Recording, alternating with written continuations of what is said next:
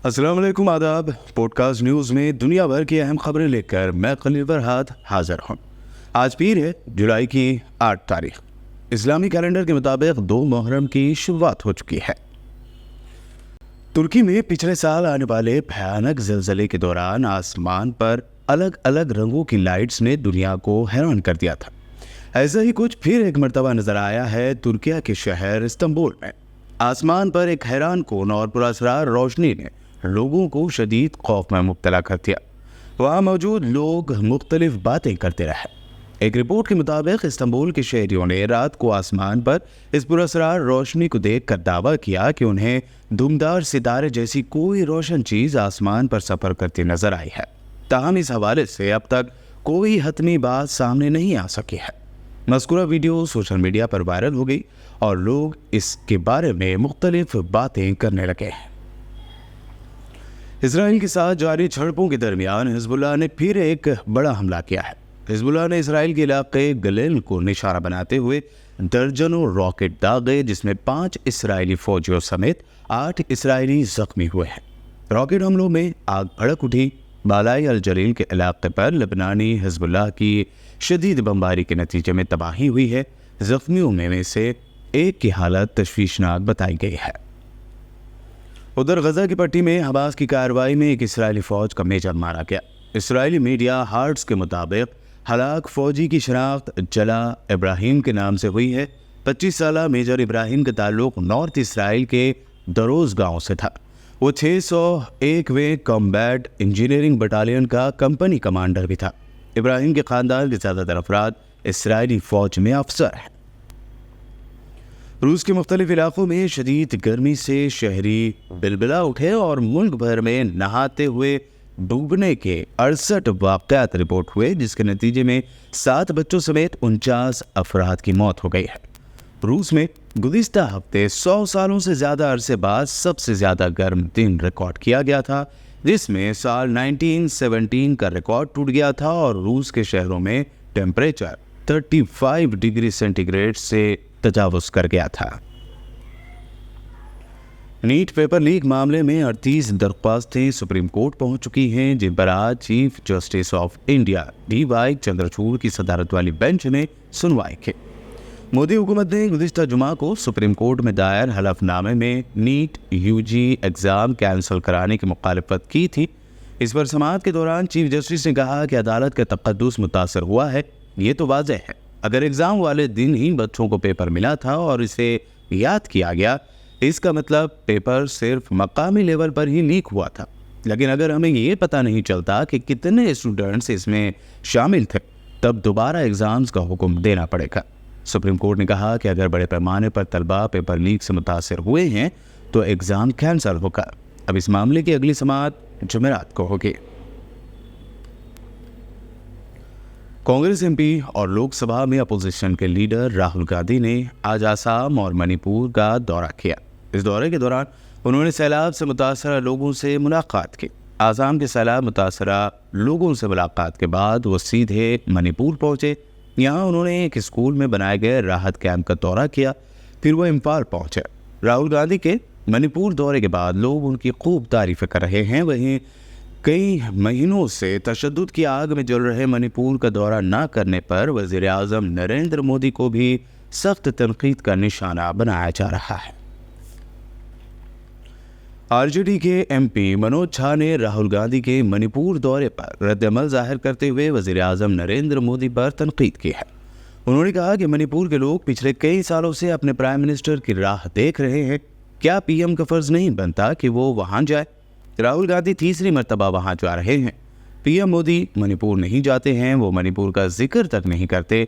लोग इससे दुखी हैं। पाकिस्तान के साथ दोस्ताना ताल्लुकात की कई मर्तबा वकालत कर चुके जम्मू व कश्मीर के साबिक़ CM फ़ारूक अब्दुल्ला ने अब पाकिस्तान को नसीहत दी है।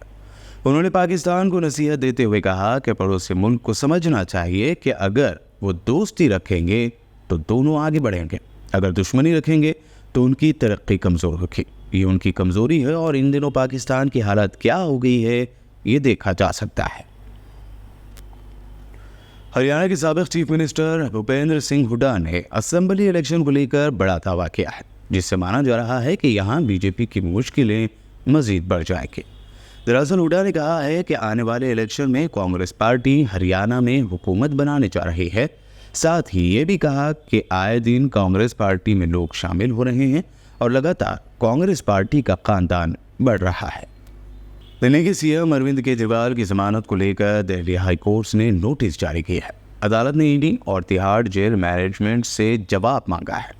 اتنا ہی نہیں، عدالت نے ای ڈی اور تہاڑ انتظامیہ سے جلد اس کی نوٹس پر جواب دینے کا حکم دیا۔ دراصل کیجریوال کے خلاف ملک کی الگ الگ عدالتوں میں 35 سے زیادہ کیسز درج ہیں۔ ایسے میں سی ایم نے دلی ہائی کورٹ سے اپیل کی کہ انہیں ویڈیو کانفرنسنگ کے ذریعے وکیل سے بات کرنے اور ملنے کی اجازت دی جائے، جس سے وہ اپنی لیگل ٹیم کی مدد سے سبھی کیسز پر قانونی صلاح لے سکیں گے۔ مہاراشٹر کے شہر ممبئی میں بارش نے سیلابی صورتحال پیدا کر دی ہے۔ سڑکوں سے لے کر ریلوے ٹریک ہر جگہ بس پانی ہی پانی دکھائی دیا۔ اس وجہ سے روڈ پر گاڑی بمشکل منزل تک پہنچ پا رہی ہے۔ ریلوے نے تو کئی ٹرینوں کے روٹ تک ڈائیورٹ کر دیا ہے۔ کل اتوار کو آندھی اور بارش کی وجہ سے پٹریوں پر ایک پیڑ بھی گر گیا تھا، جس کی وجہ سے مسافروں کو کافی پریشانی اٹھانی پڑی۔ اس دوران محکمہ موسمیات نے مہاراشٹر کے شہر پونے، ناسک، ستارا، کولہاپور میں بھاری بارش کی وارننگ دی ہے، جبکہ چھترپتی سمبھاجی نگر، سابقہ اورنگ آباد، جالنا، لاتور، دھاراشیو، سابقہ عثمان آباد اور ناندیڑ ضلعوں میں الگ الگ مقامات پر گرج اور آندھی کا الرٹ دیا گیا ہے۔ B R S M L A T Harish Rao نے الزام لگایا ہے کہ ریاست میں کانگریس کی حکومت بننے کے بعد سے ٹیچرز اور اسٹوڈنٹس پریشان ہیں۔ انہوں نے کہا کہ کچھ اسکولوں میں طلباء کو اچھے چاول کے بجائے ٹوٹے ہوئے چاول کھلائے جا رہے ہیں۔ طلباء کو غذائیت والے کھانے کے طور پر دیے جانے والے انڈوں کے بل کی ادائیگی نہیں کی گئی ہے۔ انہوں نے کہا کہ 2 جوڑی اسکول یونیفارم دینے کے بجائے آپ کی حکومت صرف 1 جوڑی یونیفارم دے رہی ہے۔ بی آر ایس لیڈر نے یہ بھی الزام لگایا کہ کانگریس حکومت نے سی ایم بریک فاسٹ پروگرام بند کر دیا، جسے پچھلی حکومت نے 27,000 اسکولوں میں شروع کیا تھا۔